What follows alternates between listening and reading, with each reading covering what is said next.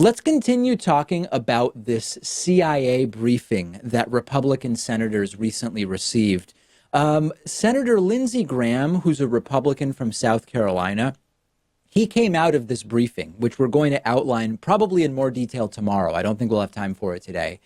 And he said very simply, in very plain and simple terms, the Saudi prince, Mohammed bin Salman, ordered the killing, period. So Graham went in, he was briefed by CIA Director Gina Haspel, and he came out saying there's just no doubt about it whatsoever. You might remember that this is the same Republican Senator Lindsey Graham who jumped the shark completely during the Brett Kavanaugh hearings recently, a few weeks, months, I've lost complete track of time, but it happened this year for sure.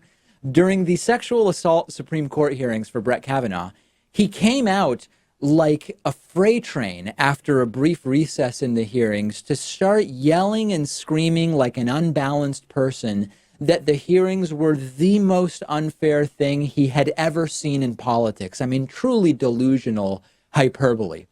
Interestingly, we now have video of Lindsey Graham straight up just admitting to being a hypocrite after the CIA briefing. Graham, I'm going to set up the video for you. Graham was asked about the comments last week from Secretary of State Mike Pompeo and Secretary of Defense Jim Mattis, who both said, listen, we don't have any evidence that Mohammed bin Salman was actually involved. That directly contradicts what the CIA has found and what the CIA has said to the senators that it briefed.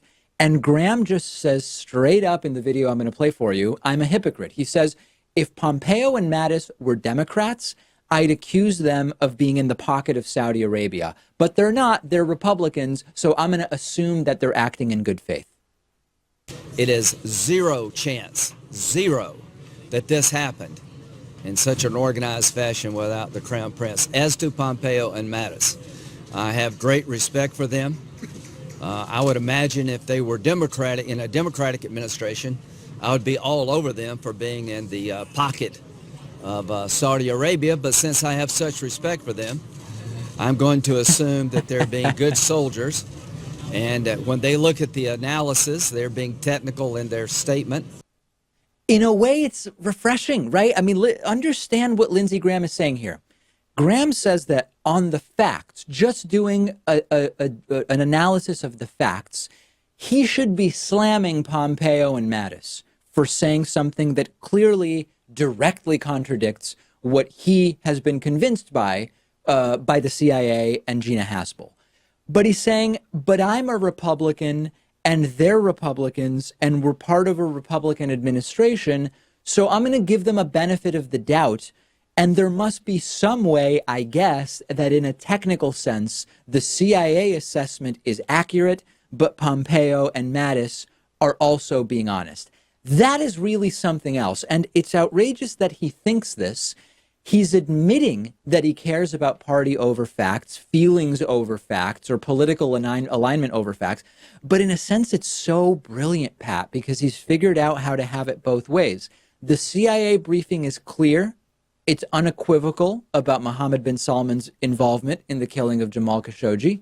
But he also is going to assume that Pompeo and Mattis, using some other standard, I guess, are technically correct in an arbitrary, precise, and narrow technical sense. It's genius in some way. Right. It's party over principle, which is common amongst many politicians. But at least in this case, he's being honest. I mean, I think this is just who Lindsey Graham is. Last year, he talked about how if Trump fired Jeff Sessions, that there would be hell to pay. And then when he actually did get around to firing Jeff Sessions, what did Lindsey Graham do? Pretty much nothing. He said that he would work to find a replacement for him and get Matt Whitaker approved. So this is Lindsey Graham for you. Does he get some credit for being honest about his horrible hypocrisy? Or do we slam him because he's such a partisan hypocrite? Consider the range of opinion now. Reporter Caitlin Collins pointed this out in a good tweet yesterday.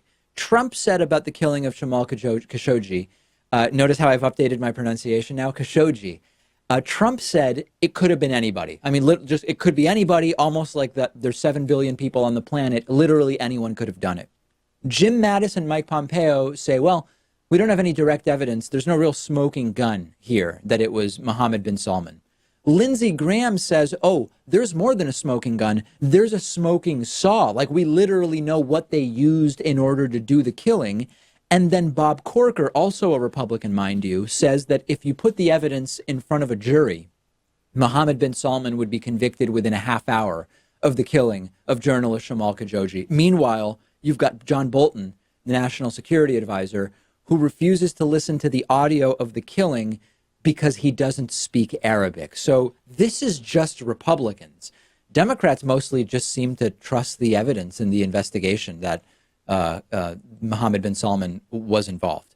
Send me your thoughts specifically about why you believe Republicans can't get on the same page about this. Is it political posturing? Is it that they mostly are on the same page, but they want to be careful not to anger Trump? Is it something else?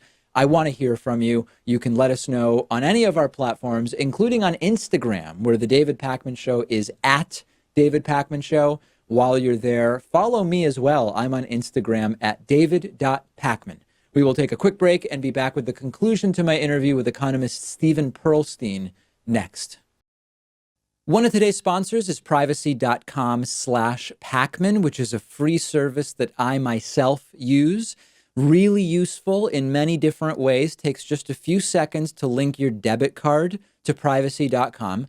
Then you can create virtual credit cards that are linked directly to your bank account, and you use those virtual credit card numbers to buy things online, which protects your actual debit card so that it's not spread all over the internet. And one of the best things about it is how their mobile app and browser extensions for Chrome and Firefox make it really easy to use. Let's say, for example, that I'm signing up for a David Pakman Show membership. In the credit card number field, I already see the privacy.com icon.